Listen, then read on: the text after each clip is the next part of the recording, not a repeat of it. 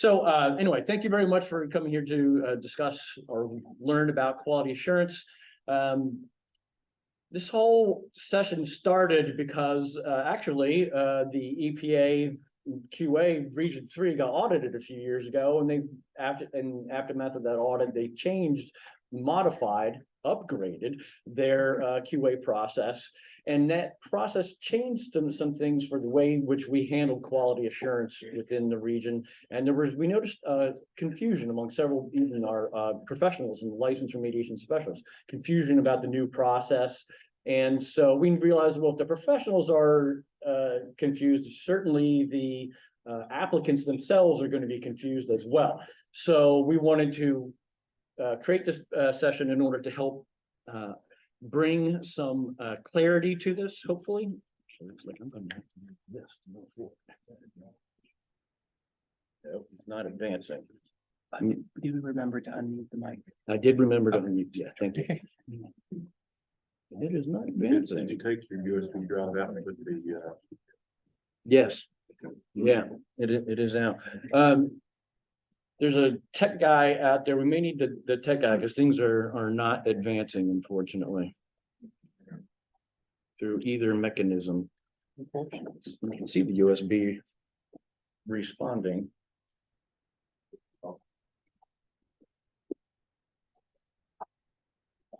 To the word, is it? Yeah, he tried them both. That wasn't. Oh, is this open? I don't know how big our virtual audience is, but it's being live streamed.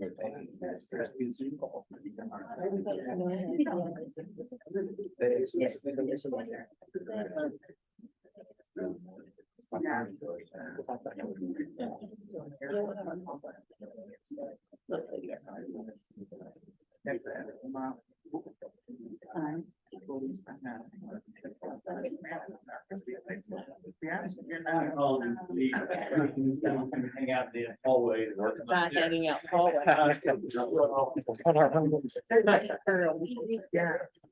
What I'm going to do is close this down and reopen. I think that's what I'm going to have, and hope that restart it and hope that works. Oh, now it's, oh, okay. You're gonna do slideshow again? Yeah, I got them starting it from the beginning and hope that solves the problem. Yeah, now it's working. Okay. When all else fails, restart. Apologies for that. So anyway. In the aftermath of the changes, deciding to do this program, as we mentioned, I was able to assemble an excellent panel of professionals here representing different levels of QA throughout the entire system. So we have Bruce Sawyer with the Applied Science and Quality Assurance branch from Region 3, and his boss, Kia Long, not boss? No. Just quality assurance manager. Okay, just okay. Quality assurance manager Yeah. for EPA Region 3 as well. So at the federal level, USEPA, and then we have Erin Britton, who is with the West Virginia DEP in the Office of Environmental Remediation, and she is the Brownfields program manager. And then representing the boots on the ground, who's actually doing the primary amount of work, is our license remediation specialist, Mr. Matt Ford, who is also the president of Greenbrier Environmental Group. I am your host, Ross Britton. For those of you who don't know me, I work also with DEP, and I'm the environmental toxicologist and quality assurance manager for the Office of Environmental Remediation. And today, what we want to talk with you about is we'll lead off with EPA giving you the bigger picture issues of QA. What is quality assurance? What are the documents that are required by any QA process within Region 3 going through this process for brownfields? And then Erin will talk about ways in which we can expedite the QA process, the common issues that come up, and what happens from, at least from a programmatic standpoint, what happens when things go wrong. And then Matt will finish it off with kind of how the license remediation specialists can provide leadership and what are the costs and benefits of that, and also from his perspective, the boots on the ground in terms of what happens when QA goes wrong. And then at the end of that, we'll open it up for a Q&A session from you. question and answers. And so if you have any questions as you go along, feel free to write them down, jot them down. Please hold on to them until the end so that we can get through the presentations. Maybe your question will be answered by the presentations themselves until the end. But we will welcome those questions at that time. And with that, I will turn it over to Bruce. Thank you so much for introducing us, Ross. Again, I'm Bruce Sallier. Some of you may know me as the mean guy who rejects your documents sometimes. And this is, that is a wonderful idea. I am the quality assurance reviewer, and this is my co-host, Kia Long. You might know her as the mean woman who rejects your QAPP. Wow, it's not nice. So would you like to stand up as well, Kia? I'll stand up as the mean woman. Hi, everybody. I'm just setting the stage. We're very nice, we promise, very approachable. Just want to set the stage. Yeah. Okay, so in this session, we are going to be setting the stage, laying the foundation, as you can see from our wonderful optic here, laying the bricks for what is quality assurance? What are we looking for in terms of document types, and why is it important? And so let's just take a moment to talk about what is EPA's quality system. In terms of brownfields specifically, when we're doing a brownfields project assessment remediation, the entire intent, the purpose of doing this is to provide confidence to developers, to the community, that it's clean, that it's accessible, that they can go in, they can get boots on the ground, they can bolster their economy. And in order for any of this to be efficacious, to get the results we want, we have to have confidence in the data that we are producing from our projects. Confidence, that means we need an appropriate quality of data, an appropriate quantity of data, the right type of data. If we don't have these things, if we cannot produce defensible data, then all of this was for naught. And so enter quality assurance. Quality assurance is a system of management practices stemming all the way from the very top down to the boots on the ground level that dictates how work is performed to ensure that we have quality outputs. So just really keep in mind the type, what kind of type, what quality and what quantity of data you're expecting to generate as you work through your projects in your redevelopments as licensed remediation specialists, grantees. So one thing that we do want to drop before we really delve into the document types is that QA should be thought of as a process and not a product. If you wait until the ending stage of your, I'm sorry, I speak English, I promise, guys. This is why all of my review memos are so mean, because I struggle with my words sometimes. Don't hold it against me too heavily. If you think of it as a product, something that's not going to result until the end of your project, it's lost its value. As soon as it has occurred to you, as soon as you've confirmed that you are going to have boots on the ground, that you're going forward with the project, you should start thinking about those things I just mentioned. What kind of data do I need? How much data do I need? And if you are not putting forth, or you're not putting forth the effort to plan things out from the get-go, you're going to be kicking yourself later down the line. You might collect data or you might not collect data. That could result in rework. That could result in having to spend more time and more money redoing things that you could have gotten right if we'd gotten involved sooner. And so I just want to drop this as well. We at the EPA, if you get us involved in your process as soon as possible, we might be able to help you. We can provide you with information you might not have. We can tell you something you might not have thought of that'll help you work through this process. That can speed things up.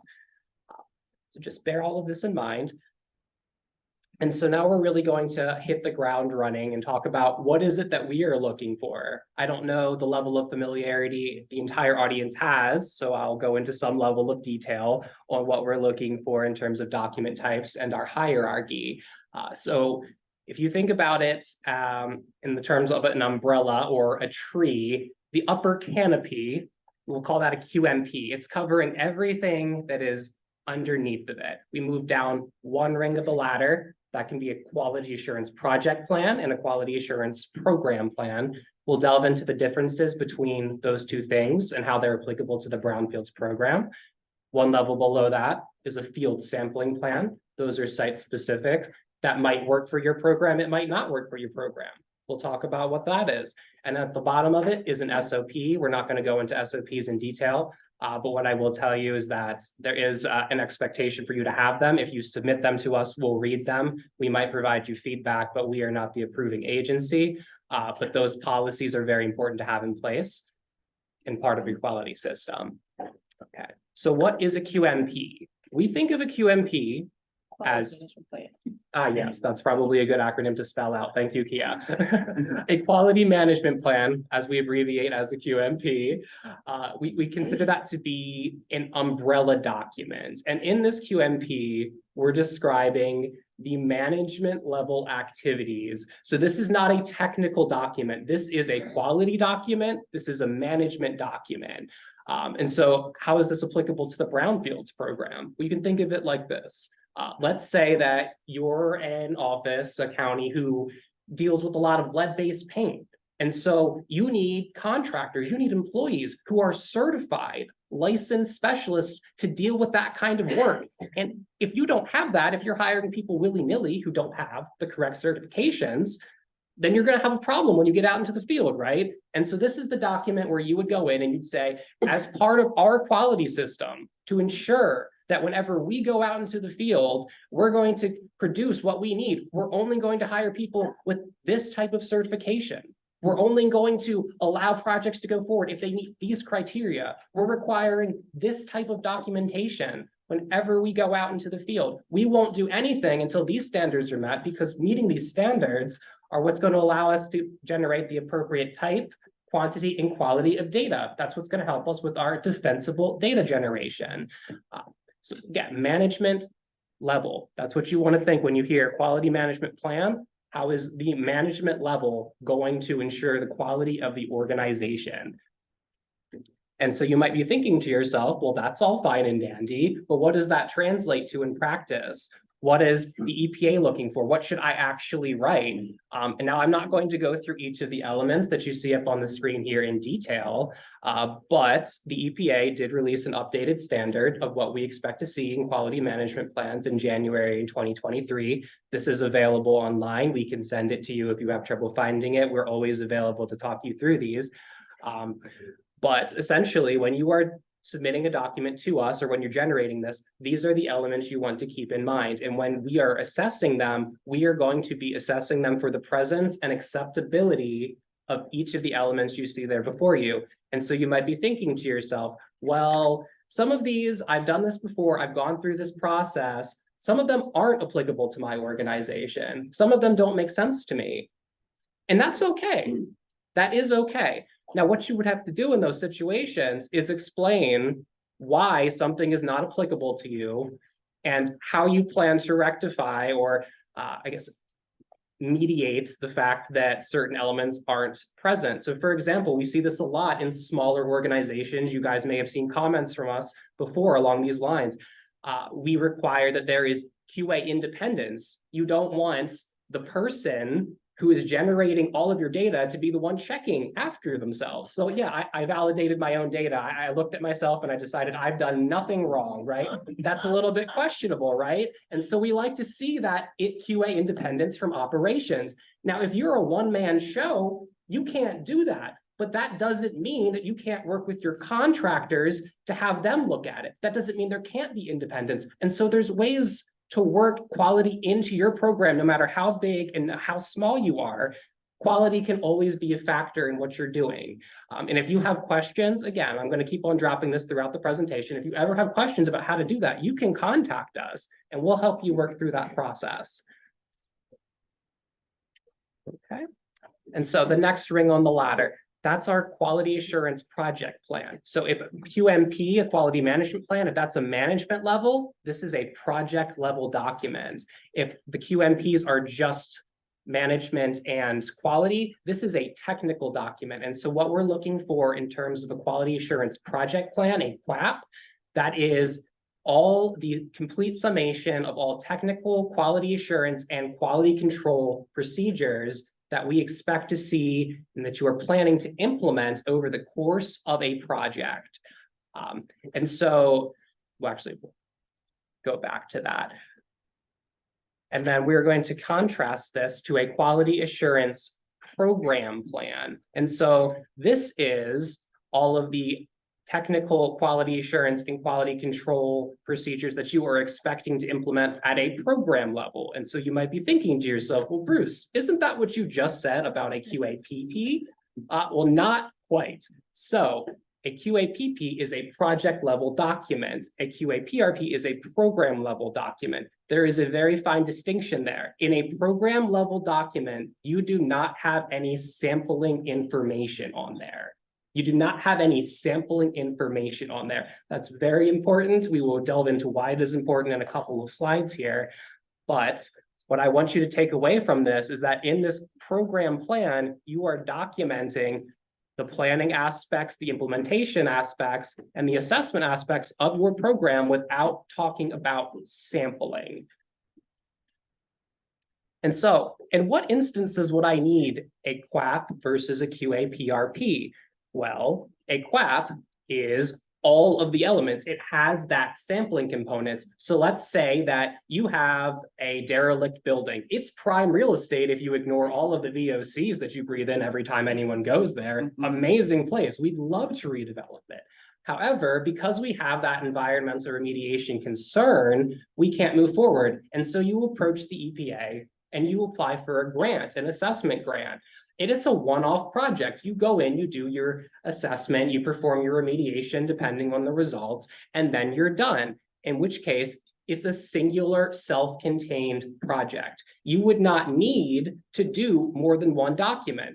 Now, let's say, and I know this isn't the case for a lot of you, let's say there's multiple sites. Let's say you're a county with numerous parcels of land where there are environmental concerns, but the scope of work at each of those individual sites is a little bit different. Maybe you have 5 locations that all have VOC contamination. They all have SVOC contamination. So should you go through the process of creating this full bolsterous document, this QAPP, every single time? Well, no, you don't have to.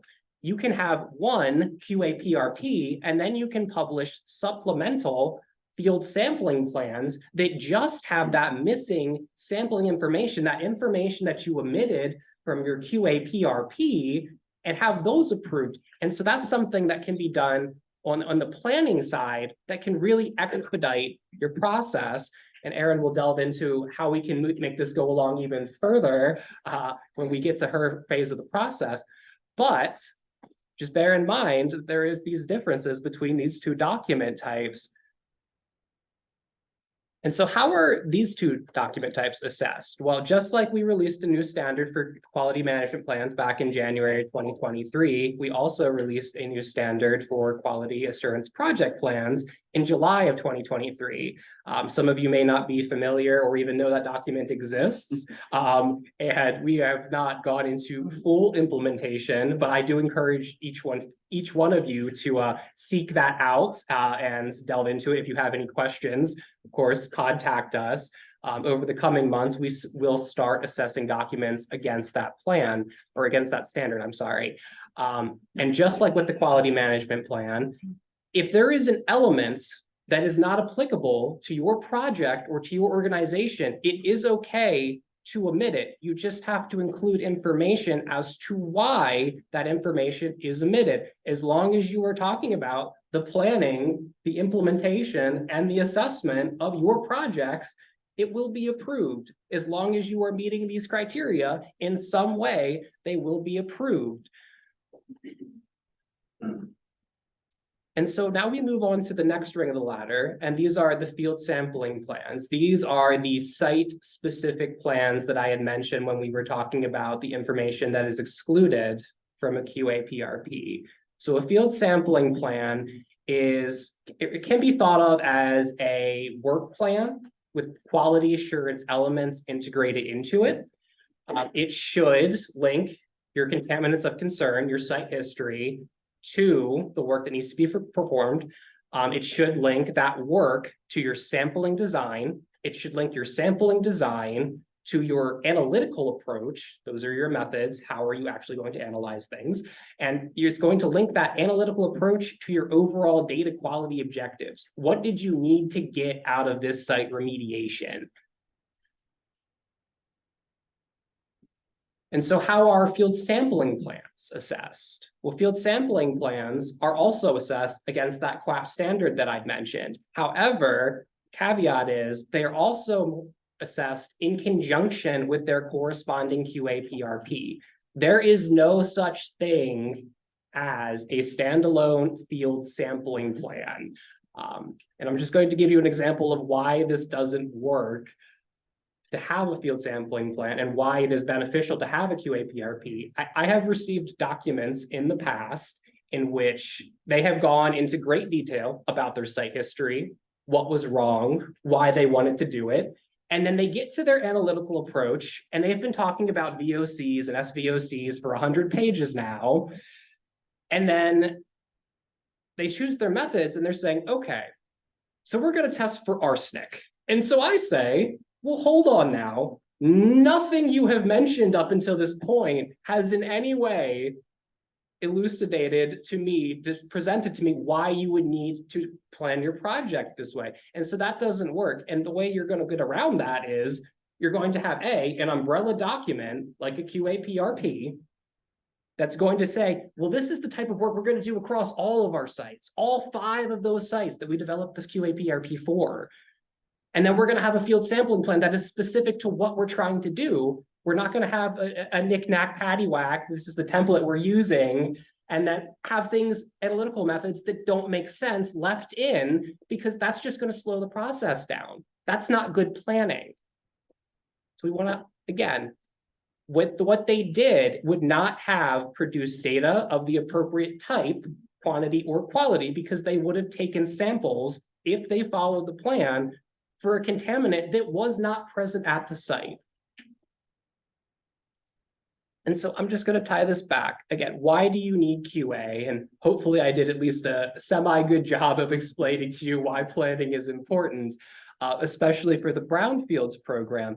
If you go out to a site, if you do not have data that is of the appropriate type, quantity, or quality, that's going to lead to rework. That's going to lead to you collecting VOCs and then homogenizing them because you didn't know that you needed to have them in a separate container, that you had to separate those. That's the wrong sampling preservation technique, sampling technique.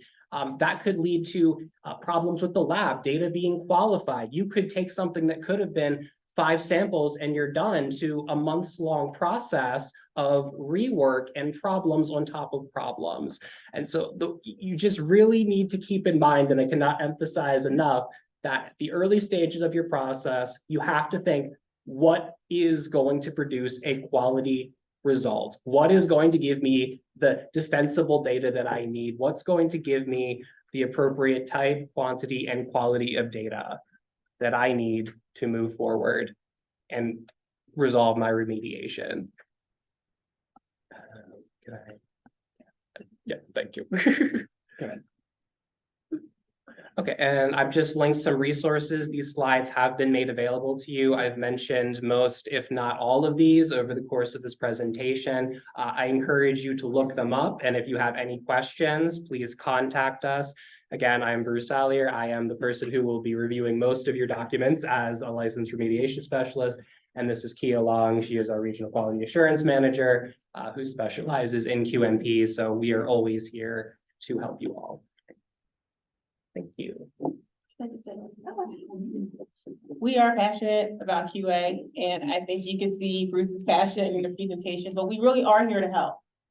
If you have any questions, if you need to reach out to us, we really don't bite. We are nice people. Please contact us. These are requirements that EPA has across the board, QMPs, QAPPs, and field sampling plans. And so I just wanted to reiterate that we really are a resource. So if you need to tap us, to call us, email us, we're here. And I can concur, they don't bite. Thank you.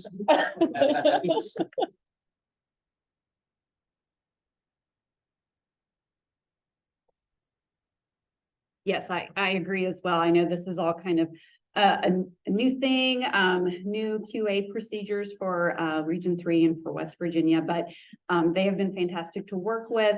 And I will say, if at any point you need your QAPP, your QMP, your FSP reviewed in an expedited manner for whatever reason for your project, just let them know. I think we had, through our 104K assessment grant, we had a site that really needed to get moving.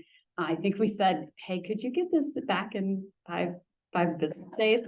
And they did. And so I think I just want to, also agree that they're really good to work with. And if your site needs to be expedited, they will do whatever it takes. And they've been really great to work with.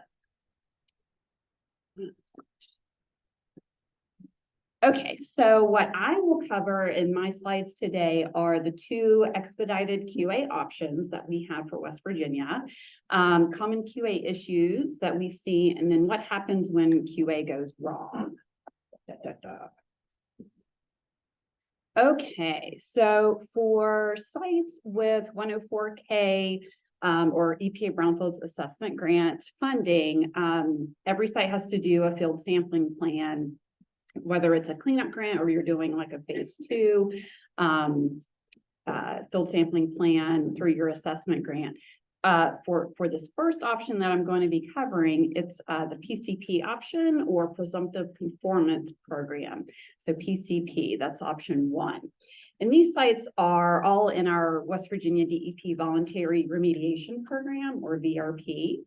And so these are cleanup grant funded sites in our VRP. I just want to reiterate that because there is going to be a difference with option number 2. All right, so with the presumptive conformance program, or PCP, EPA has recognized that we have an approved QAPP, all right, QAPP for West Virginia. So we have gone into agreement with EPA to be able to use these PCP and MOA options. And because of that, it's a more streamlined approach to be able to get sites through quicker as far as QA is concerned. So the PCP has a signature page. If your project wants to go this expedited PCP route, then the grantee quality assurance manager, or QAM, has to sign, the OER quality assurance manager has to sign, which is Ross. And then the EPA Region 3 ASQAB, which I applied science quality It's assurance okay. grant. Did I get that right? You did. That was very impressive. Thank you. Thank you. Thank you very much. They all have to sign, and we've done this so far, I believe, with one site. And that was a very quick and easy thing to do. It was no big deal, but so the PCP signature page just says, okay, we will conform with the OER QAPP and SOPs. So which we had that intent in mind when we had our new QAPP updated just in August, I believe that was. So we want our sites to be able to use these cleanup grant sites, where so often the assessment grant applicants maybe don't have the capacity to write their own QAPP, or they don't have the extra funding available for their consultant to write the QAPP. And we really wanted this to be usable across all of our cleanup grant sites in VRP. All right, so when it comes to either the site assessment work plan or field sampling plan, that's part of the site assessment work plan and the VRP process. When it comes time for review, you just have to submit it to DEP in the usual VRP process for us to review. You don't have to send it to EPA for review. They don't need to review it. But however, you do need to send it to them just so that they can archive it and we can continue with our review. Okay, so I've already touched on the benefits of doing it this way. Only DEP will review the FSP or field sampling plan. We do have a statutory requirement to review our work plans within 30 days. If sometimes we need an extension, but that has to be agreed upon. We usually try to get it through with a 30-day review time frame. Like I said, there is no need for the 104K grantee or their consultant to write the QAPP because it's covered by using the OER QAPP in our SOPs. And like I said, the field sampling plan is archived in EPA. So as soon as we get receipt from EPA via email, then we can move forward with whether it's reviewed or approved from DEP staff. If it's approved, we can go ahead and proceed with field sampling. So really, the biggest two benefits of this is you're saving time and money, and it always comes down to that with every Brownfields project. You want to save as much time and money as possible. Okay, and just a few considerations. EPA can always go back and review the field sampling plan at any time just to verify quality assurance conformance. If it seems like there's a pretty big issue, then EPA can rescind the PCP, but both the grantee and DEP have rights of appeal, and we can, talk through this with EPA. Again, they're very easy to talk to, and if it was an oversight or something, we can get through that. No big deal.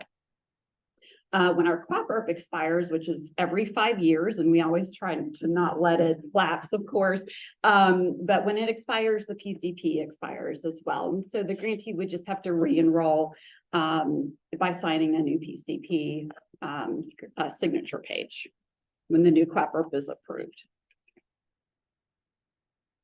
And so we have it ready to go. If you are considering this, if your consultant is considering this or LRS, we've already got Bruce and Ross's signatures. We're ready to go. It'll take no time at all to sign off on the PCP, and we can move forward as long as the FSP is sent to both of us and EPA is good with it, with email receipt. Okay, so if you don't want your site to be enrolled in VRP, and sometimes it's not a good fit, we usually always try to recommend that cleanup grant sites do enter VRP so that you get that certificate of completion at the end, and that assurance is also given to EPA as well that the site is cleaned up. But sometimes it's not a good fit. Or, for example, if you have a 104K assessment grant, and you have a field sampling plan for a phase 2 or phase 3, for example, then those sites wouldn't be in VRP if you're just starting out with assessment. So option 2 is the memorandum of agreement, or MOA. And again, it's the 104K EPA Brownfields assessment grant funded field sampling plans that we're talking about here. The grantee QAM and the OER QAM again sign off on the MOA signature page. And so this is also, again, saying you are conforming to the OER QAPP and SOPs, but you obviously can document any deviations as you see fit. But you also submit the FSP to EPA for their review. So typically, if the site's not in VRP, if it's through a different 104K grant for a phase 2 field sampling plan, we wouldn't necessarily, we as in DEP wouldn't review those anyway. So it would go to EPA for review. And so a few benefits here. The site enrollment in VRP, I don't want to say is optional, but sometimes it's not a good fit. Again, we always recommend the sites that get cleanup grants go through VRP, but sometimes they don't. It is still an abbreviated quality assurance process. And only EPA will review the field sampling plan. There's no statutory requirement for them like for DEP, but they really try to get to it as soon as possible. I think they are striving for 45-day review at maximum, but again, if you have an expedited project, you just have to let them know and they will squeeze it in if they can. Do our best. Yes, they will do their. In the Brownfield program, you are applying for a 5-day review under this. Yes, thank you, Susan. Yeah. The Brownfield project officer is looking at it along with the QA team, and then the QA team signing off. Yes, I apologize. Yes, so they, Susan and Joe are with EPA in the back there. So project officers, have a 5 to 10 day review time window, so it's even better. Like I said, if it's expedited, they will fit it in sooner, if they can. But again, the 104K grantee or their consultant do not need to write a QAPP because they will conform to using our QAPP and SOPs. And so you save some time and money, not as much as the PCP option, but still you're saving some time and money. All right, and so some considerations, DEP does not review this, but we typically wouldn't anyway. We can always review plans. We offer that free technical assistance through our Brownfields Assistance Program. If you would like us to still review, we'd be happy to.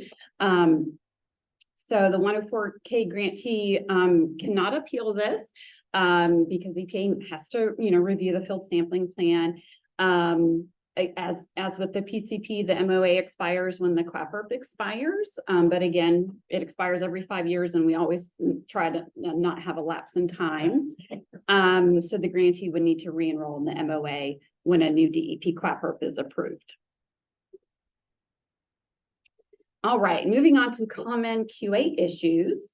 So, and I think Bruce touched on this a little bit already, but some things that we see in our Brownfields program and also in our voluntary remediation program. So sampling can sometimes be in the wrong location. If it's not, near sensitive receptors or source areas, it could be in the wrong depth range in surface and subsurface soils, or samples could be collected in the wrong time of year. So some samples really need to be collected in the winter versus summer. And we do see that sometimes as well. And then for some of our soil sampling for VOCs, we touch on this in our QAPP and our guidance manual. There are certain screening methods that we require. And sometimes consultants use, different screening methods, but again, you would need to run that by us.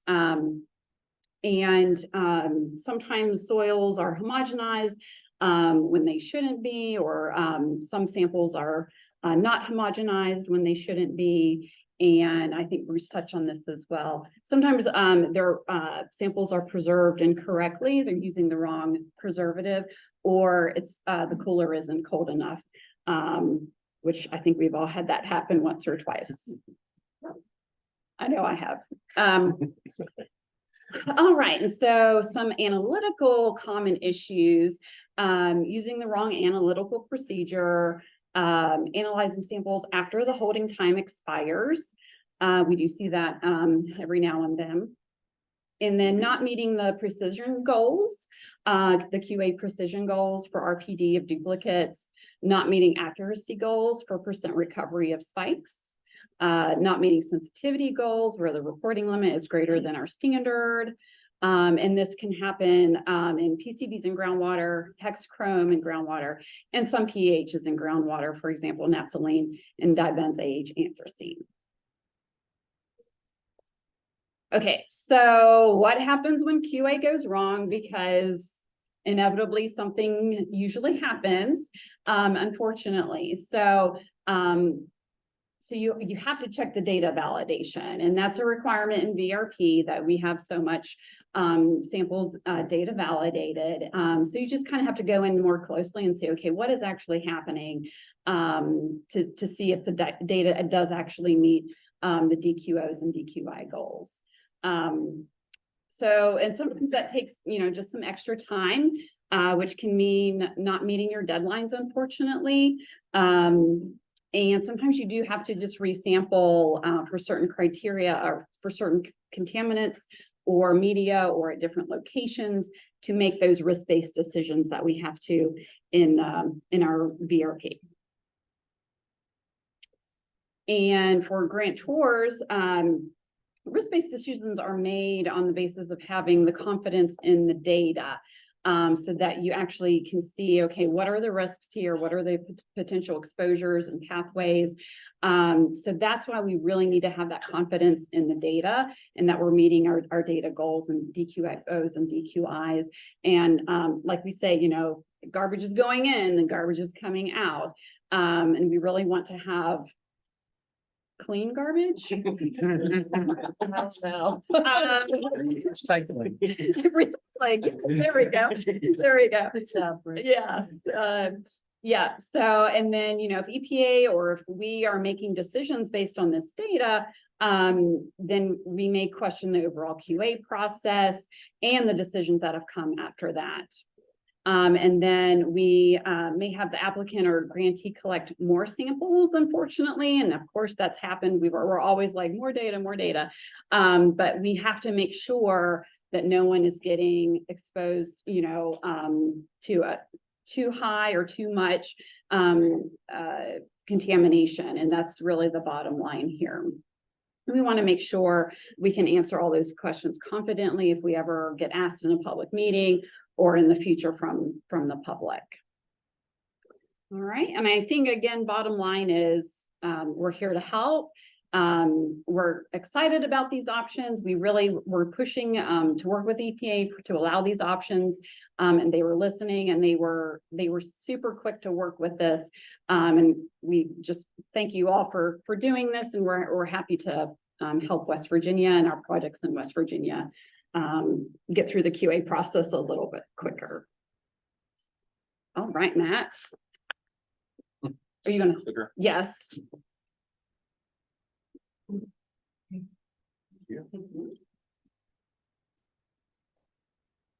Clean garbage, it's maybe.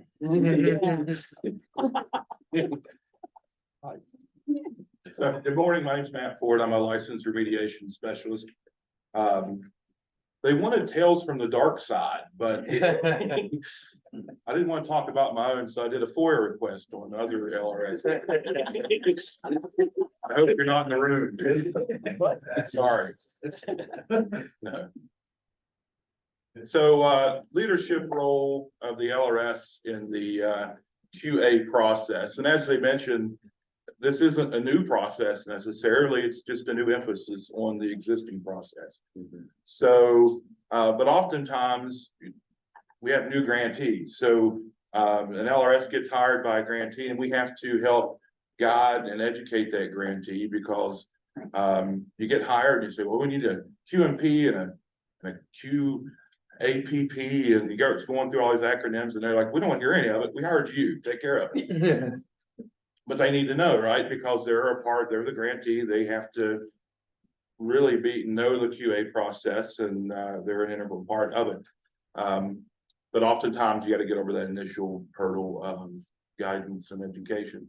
And once you get through that process, then often the development of these plans falls to the licensed remediation specialist.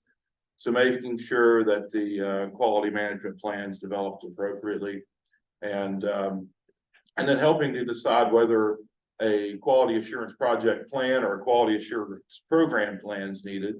If the grantee has an assessment grant, you wouldn't develop a QAPP for an assessment grant, because there are multiple ZIF sites that they'll be working on.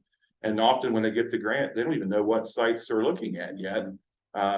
So you can't develop anything site specific because you don't know what site it is yet. And then another part is review of existing data. Many of the sites we work on, it's not the first time they've been sampled, and there's data that exists out there. And is that data, does it meet the data quality objectives? And going back, and do we have enough information to know whether the quality assurance is there for the existing data, is another responsibility of the licensed remediation specialist. And then once the plans are developed, it's our responsibility to make sure the process is followed. So we have this oversight and review responsibility. And then the implementation piece. A lot of field procedures were mentioned as issues in quality assurance, but I know we can all take, like everyone in the room can take a few days off, but if our field people take a few days off for training, it's a problem for the business.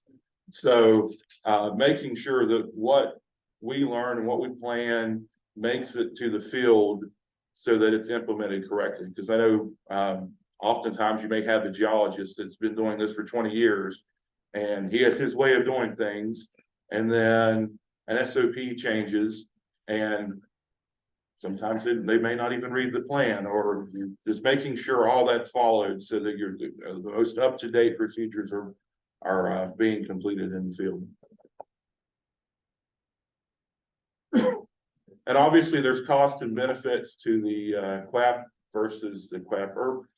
And they went through the process, so anytime there's a plan that needs written, obviously time is money when you're paying an LRS or other consultant. So anything we could do to expedite the process, and this PCP and the memorandum of understanding is great because there are a lot of money can be saved in time by being able just to sign those forms and move on. When QA goes wrong, projects get derailed. But obviously, poor planning is a major issue, and Aaron went through some of the most common issues that the DEP sees. But poor planning, incorrect field procedures leads to inaccurate reporting, and then increased costs and liability anytime this process isn't followed. The last thing that an LRS wants to do is make risk-based decisions and close out of site based on data that isn't of the quality where it needs to be, and then human health and the environment suffer. And if that happens, of course, insurance companies get involved because there's liability. So want to avoid all of that. Ross. Thank you, Matt. To have a hand round of applause.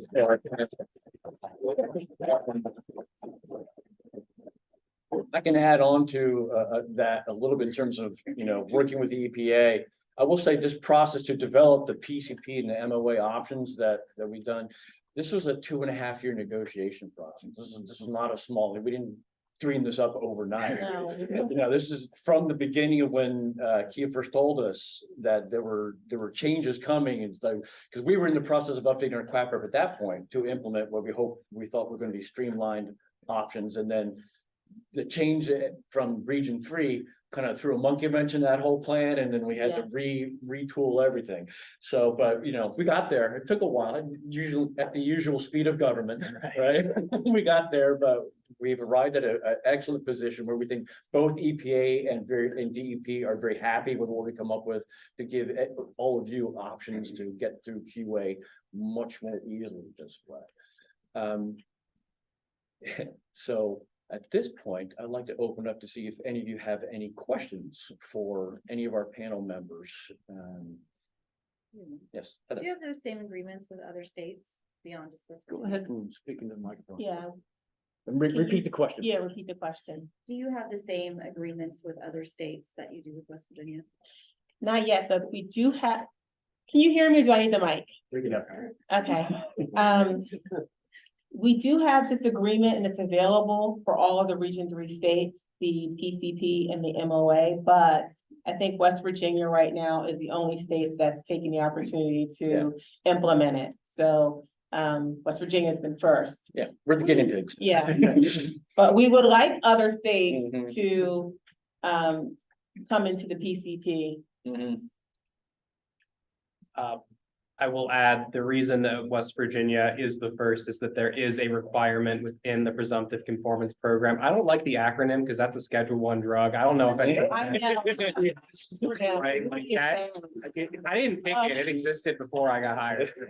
Yeah. But anyway, there's a requirement within the QAPRP that certain elements are added into it to ensure a more robust quality system. West Virginia was 99% there to begin with, so Yeah, they were that's true. perfectly happy to go over the finish line. If you have any questions about what those elements are or how your states might be able to get there, it's a bit beyond the scope of what we can cover in the next 15 minutes or so, Yeah. but please reference the slides, contact myself or Kia, and we will help you through that. We really want people to use this program. Thanks. And along those lines, it was great from our standpoint, since we had just updated the QAPP. That made it easier for us to do this kind of last thing. I mentioned guinea pigs earlier. I should actually give a shout out to, I consider like the ultimate guinea pig in the room, that's Dave Corsaro, who was the first site to use the PCP and had to go through the growing pains of the program, shall we say. So one question I have is, when you submit so it would not be called a field sampling plan then when we submit it under the VRP? Yeah, we will still call it the site assessment work That's- plan. That's Yes. what it'll be. Yeah. So when it gets submitted to you guys, what we did was we just took the approval letter and the SAWP and sent it in. Yes, Is that the way you want it? I mean, you want documentation that has been approved by DEP, right? When you you don't want any drafts, nothing like that. Yeah, so they have, by the time it reaches us under the presumptive conformance program, yes, it will have already gone through DEP. All that has to happen at that point is that DEP will submit it to the corresponding project officer. Often it's going to be Mr. Joe Nowak in the back there, who will send it to us. We will issue a receipt memo, and then you guys are good. Yeah, nothing beyond that, but no draft forms. Okay, so you guys submitted to EPA or the grantee submits? we were thinking of them, so that's a Oh, good thing to. Okay, they're submitting it too. Brand new program. Well, right? provided that it's signed by you. Yeah. I don't know if it's that important, though. Typically, documents are only submitted to us through the project officers. Yes. In the case of you, we had already received your document. It didn't matter so much one way or the other because a project officer had sent it to us. Though going forward, it would be better if it were through the project officers, just because that's how we keep track of records internally. Mhm. Did that answer your question? So we need to then submit it to the Yes. project. Yeah. Project Yes. officer, All right. Not the. Exactly. So just to reiterate for everyone, you would send it to the EPA project officer and then we would take it from there. Thanks for clarifying. Any other That was a questions? good question. Thank you for Yes. clarifying that. Any other questions? Yes. Yes, if your project, your Brownfield project is not part of the VRP program, Mhm. and you complete the project, what is the best assurance that you can provide and when the project is completed, to gain the confidence for the future developer? If you're not issued If you don't get that certificate of, so the question was, if you're not in VRP, what assurance do you have to give to a prospective developer that everything is okay? And I think the best answer to that is probably the fact that EPA is covering you. You've got federal liability relief at that particular point. So, Joe's got an answer to that. Go ahead, Joe. Yeah, on the bigger brownfield picture of this thing, I think like the processes that you described involve using the state. But there are also other options that our office is looking at on a more comprehensive level, because you don't have to go through the state process. You could still go the EPA route, and some of those review things might be a little bit longer. So we're going to make, some flow charts for all the 4 different decision documents, different paths to go. But overall, to answer your question, as far as, certifying a site is clean, there are basically 2 methods that we accepted. One is going through the VRP and having the state certify that it's clean, but the other one is the environmental professional certifies that it's clean. So it's not EPA, because technically it's your work product. We're giving you the money, you're hiring the consultant, and that consultant that you hire certifies that it's clean. So that's what goes into our acreage database. That we accept that property is clean. It's one of those 2 methods. And it's important to remember though, you mentioned liabilities from the LRS standpoint, Matt. Like, once you've got the certificate of completion, you can walk away from your liability under VRP. Actually, the liability is still there. It belongs to the LRS. They assume that liability thereafter. That's what they're taking on by being the professional at that point. Joe, Well, one other thing, when we go into these flow charts and naming these things, we're looking at squashing the PCP and non-PCP. But we want to call it something that's a little bit more user friendly and understandable, like the state VRP process or state QAPP or MOA, and then we're going to have EPA QAPP or EPA QAPP method. So it's a little more intuitive in terms of everybody understanding what's going on with these processes and not introducing another acronym in addition to QAPs and QAPers and everything else. Another Schedule I drug. Right.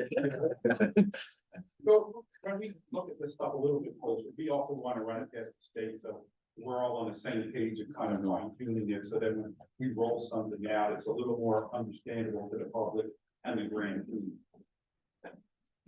Excellent goals. Any other questions? Yes. What is the difference between working under the state proper versus working under an approved proper within like a 104K grant? And why does one get reviewed by the QA team versus one getting reviewed by the PO? Like, what is the difference between the proffers that makes that FSP able to be reviewed by a 3-day-o versus that of the QA? Well, part of that, the question is, why a QAPper from like DEP approved QAPper versus your own site specific QAP, right? What's, or a program. or a program plan If that, you have a program. if you already have a program, if you already have a program plan that's been approved, then that's fine, as long as it covers what you're trying to do. I think, is that a fair statement from your But you standpoint? still have to go through the 30-day review with QA versus the next. Well, yeah, for a lot of our sites won't have an EPA approved QAP or QAPper ahead of time. If you don't have one, you have to generate one, in which case our QAPper is already pre-approved by the EPA, and so you don't have to write one up at that point. That's where the advantage comes in. If you already have a pre-approved EPA QAPper though, for that is applicable for your site, then you should be able to use that without any problem. That's why you have options within the process. Did either of you want to add into that? Yeah, I think what you're asking is why would a 104K's internally designed QAPR not be covered under the presumptive conformance program specifically? Say your question. Kind of, like, what's the difference between those two factors? Right, well, Okay. there is a process in the PCP that would not be applicable depending on the 104K, and that is that it is going through Ross and Ross is looking at this. Ross is not going to look at every single field sampling plan and this that comes out of the state of West Virginia. That's correct. Actually, I do. Yeah. Okay, well, that's fair. Even if they're not going to. Well, no, if they're going through, anything in OER. That's what that is the clarification. Yes, I'm like, you're doing everything? No, Just about, Yeah. yeah, it's close. if it's going through OER, right? Mhm. So because there is that additional level of review, that is the premise of the PCP. Now, for things that have their own QAPRP and are kind of falling outside of OER as Ross's jurisdiction, they can still go through our normal process. Now, the difference is, you asked about pre-DAOs, which is not something we've covered in this presentation, but we're not going to cover that. All right, now that's fine. Peer review is what you're talking about, like, you're going through a faster review process. Yeah, do you want to answer that? I can answer that. Yeah, you can answer Okay. it, but I just wanna, go ahead. Yeah, so essentially the reason is from a, I guess, practical logistics standpoint. Pre-DAOs, as we're calling them, and I know these acronyms don't make sense to a lot of you in the room. If you're interested, come find me after the meeting, but. Or don't find him. Or Just don't, kidding. that's fine too. Better off not knowing, yeah. Right. If you want to go down another EPA rabbit hole, is that whenever you are reviewing a field sampling plan, you cannot just review it independently. You have to do a secondary review in conjunction of the quality assurance program plan. Because the project officers have not been trained or certified to do that, they cannot provide that secondary review, which means that someone from QA, most likely me, is going to have to do it. Now, I know more or less what Ross's QAPRP says without looking at it. I know what it's covering. I might not know what a 104K grantee's internally developed QAPRP says. That's going to slow things down. Two reviews. So that's going, and essentially, we Bam, cannot, there, I'm trying to get there. we Yeah. can't meet the time commitment if we're adding that extra level. Does that make sense? Okay, She got it. awesome. Good. You know, this again, is about saving time and money, and we're not gonna sell you something if we know we can't meet our commitments. What's the point of that? If that makes Yeah. sense, yeah. Okay. So, I'm glad I could, okay, good. Thank you. Excellent, thank you. Any other questions? I thought I saw another hand go up before that one. We still have, yes, another question? This is gonna sound very fair-written, and I apologize in advance, but my question is, how, I mean, obviously, how much interaction, proactive interaction does EPA and DEP have on the front end for construction and, structures as well as sites now, so that, 10 years, 20 years from now, we're not having conversations about brownfield cleanup? You know, how active are we on the front end side to prevent the need for future brownfields, like asbestos? I mean, if, just as a rough example, but if the construction, we saw some of these sites redone, yesterday, and that was wonderful to see those sites being reclaimed, recleaned, and repurposed. However, you wonder, okay, they're putting new talent, they're doing these things. How do we know that that's not causing a future brownfield problem in 20 years for those that come after us? We don't. Yeah. Yeah. I mean, and it's just kind of like the PFAS situation. There's Right. always Yeah. it's job security. Unfortunately, but there's, you know, that's called an emerging contaminant. So there's probably always going to be something in 10 or 20 years. 20 years it was vapor intrusion. 20 years from now, who knows what it will be. We try to, you know, have a list of brownfield sites. We try to coordinate with EPA as much as possible. But so many times you just don't know. You don't know until there's a little bit of funding, either through DEP or EPA, to assess a site. And then, you know, as soon as we know, you know, we can coordinate with one another, we can find more pots of funding. But there's just, like he has said, there's no magic ball. You know, there's thousands and thousands of brownfield sites in West Virginia. There's hundreds of thousands throughout the US. So. I don't know if Joe had anything. Joe, do you have anything to Yeah. say to that? Yeah, I mean, like you're saying, there's no way to prevent people, like, once you've cleaned up a site, from them becoming polluters themselves, you know, they become liable for all that stuff.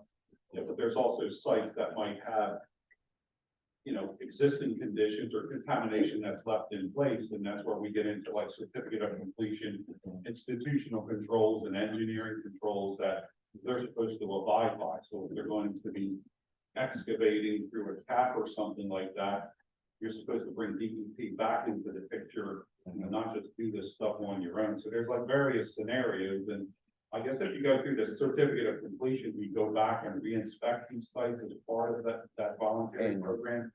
I thought that there was some mechanism that way where you're kind of going back and it's doing some type of a cursory re-inspection to make sure what are the operations going on, or there isn't some type of blatant leak contamination going on. Mhm. So I guess going through that route adds that other layer to it, that not going through the DRP, you know, wouldn't know, because it's kind of all behind the scenes.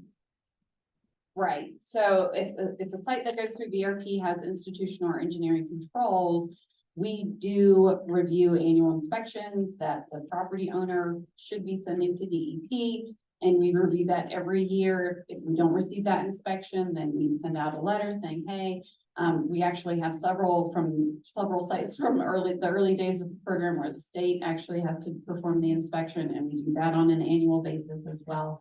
So that's the benefit of a site going through VRP. But I mean, for example, for a site with asbestos, we don't regulate that through VRP, and so it wouldn't go through our program. And you never know what the next thing, either in building materials or, you know, underground storage tanks, whatever the case may be, you know, in 10 or 20 years that may cause a spill or release of contamination. Mhm.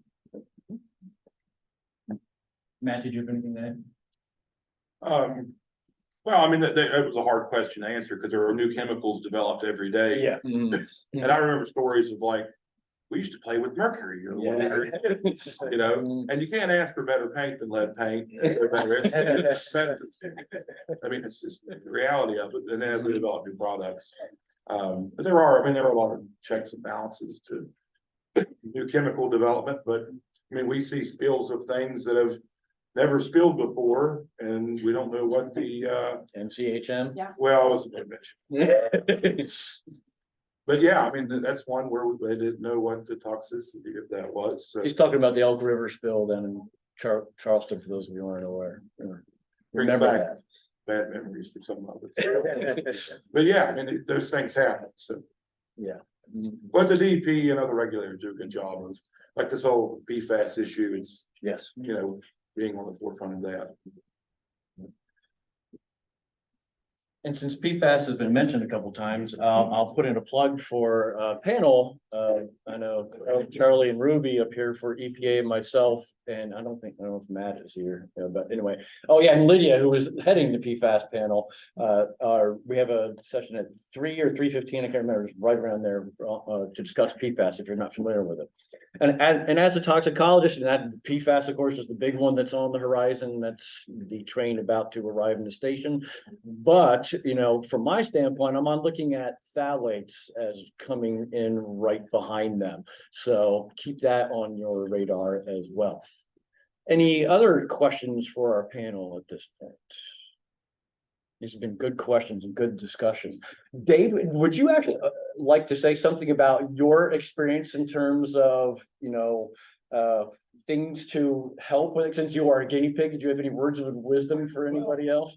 I think we just got caught up in the timing issue. Yes, you I did. think We were submitting things at the same time when a lot of this was going on, and it was just a lot of starts and stops. And now that it's in place, I think it's gonna help a lot. Yeah. And I think that's the biggest thing. I think we just got caught up in the timing of all this. Yeah, And, yes, you did. So I guess we're all submitted now, and what I heard you say. You're gonna I have a folder that has nothing in it but a signed document from you. So we can get going, but no, I'm glad all this happened and we can streamline this. Well, and thank you for being the prod that helped get us to this point as well. Anybody else with a question or a comment? If not, then I think we can break for lunch, I think is next for the keynote speaker. Oh, yeah. Yeah, so thank you to the panel.